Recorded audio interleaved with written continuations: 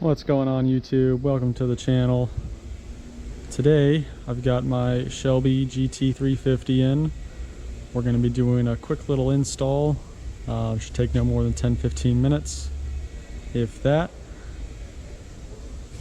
What we're going to be doing today is going to be the Ford Performance oil separators for both the driver and the passenger sides of the engine.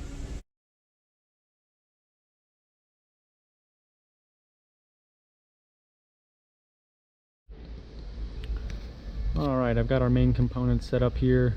This is going to be the driver side oil separator. And we've got our passenger side oil separator.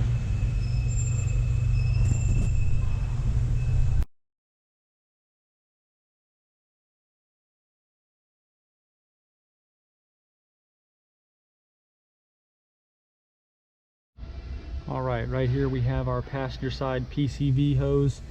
There's two quick release fittings, one right here on the passenger side valve cover, one right here behind a fitting on the throttle body. Just going to simply push the tab, pull up on both of them, and remove it.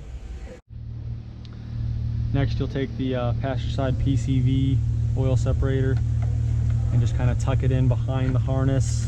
You'll see two little holes in the valve cover where you're going to push in the clips.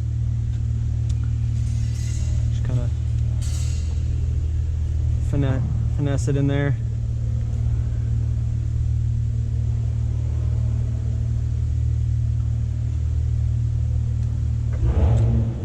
Just simply take the clip.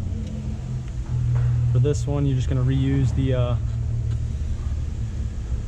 harness clip. For this upper one, I'm going to use the supplied clip.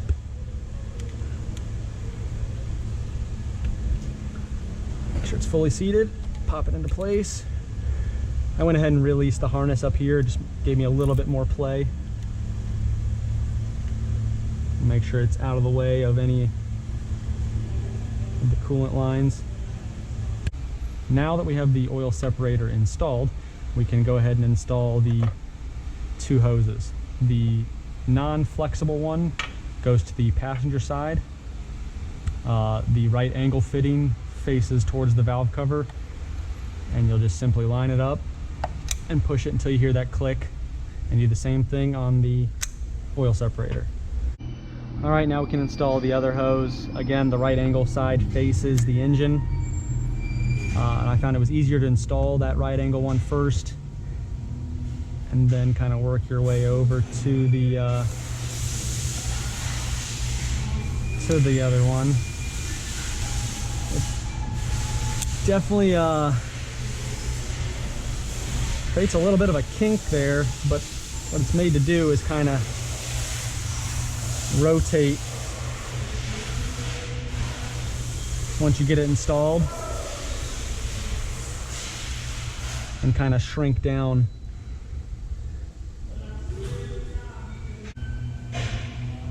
So there you go. We've got the passenger oil side separator installed.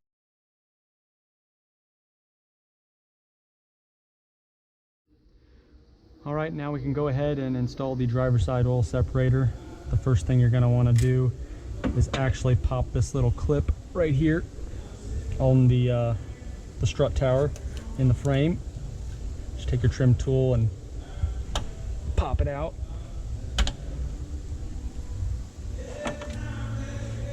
Don't lose it as you're going to reuse it. Next, you can take the unit and make sure this fits around the post here, and kind of just put it into a position like that. Next, you're going to want to take the clip that you just pried out and kind of feed it back into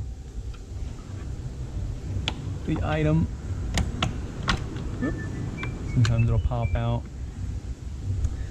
It does take a little bit of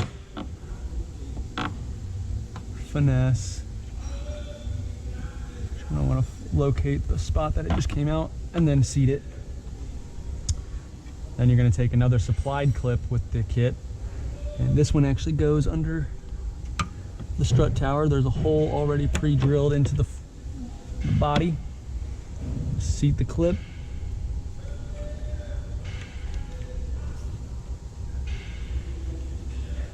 And insert the peg.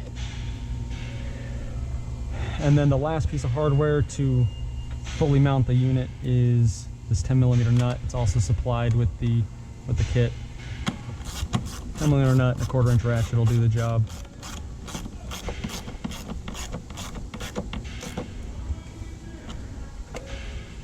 And that's all you have to do to mount the unit. Alright, so now we have the driver's side oil separator mounted. Next thing we're going to do is remove the PCV line that goes from the intake and the valve cover. Again, it's just 2 quick release tabs. This one, you have to use a little screwdriver to get out, but comes out nice and easy. And then you're going to take this longer hose, actually goes, the bend of it goes towards the intake. So just want to fully seat it, make sure the clip locks in place. And again, just kind of might have to bend it a little bit and make sure it locks in place. The other line is this one right here, and the 90°, well, they're 2 90 degrees, but you're going to find the one that's kind of parallel.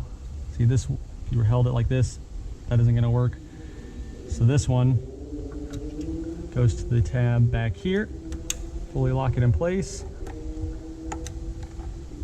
and fully seat the one to the valve cover in place, and you're done.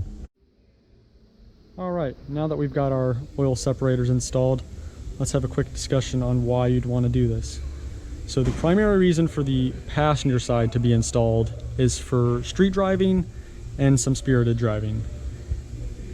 The reason for that is when you're doing that sort of driving, the engine is under vacuum the majority of the time. There's vacuum in the manifold because the throttle is more or less closed more often than not, or angled more often than not. So that creates a vacuum, which then pulls the vapors from the crankcase through the oil separator. The separator will then condense the oil, it'll catch it, and then the air will go back into the manifold with as little vapor as possible. Alright, so moving on to the driver's side oil separator and why you'd want that to be installed is primarily for heavy track use or some track use. The reason for that is because it enters into the intake before the throttle, there's never any vacuum, or hardly ever any vacuum in this area.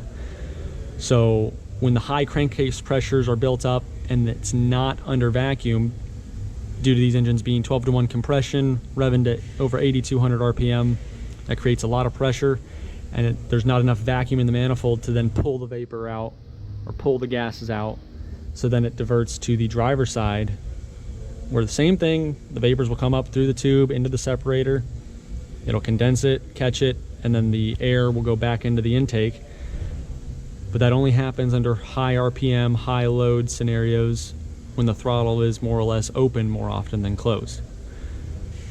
Both of these separators combined will ensure that minimal oil vapor is getting back into the intake, which will keep the inside of the intake clean, as gunk and carbon free as possible, as well as creating possible unstable / hot spots, because oil does not burn at the same type of rate as gasoline, and prevents deposits from forming on the pistons, which still can happen.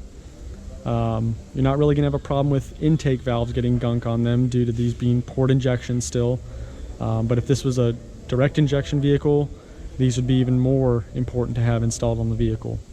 Overall, the reason I went with the Ford Performance ones, as even though they are going to be a little bit more difficult to service, as they're not just like a quick spin on like the JLT brand or one of those brands.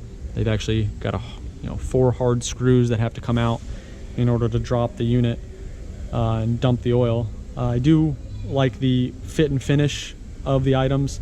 They look very good under the hood. They look like they're supposed to be there.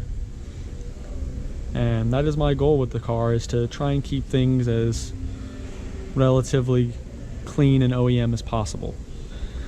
I I hope this video helps any of you with a GT350 looking to decide on what oil separators to use or how to install the Ford Performance items.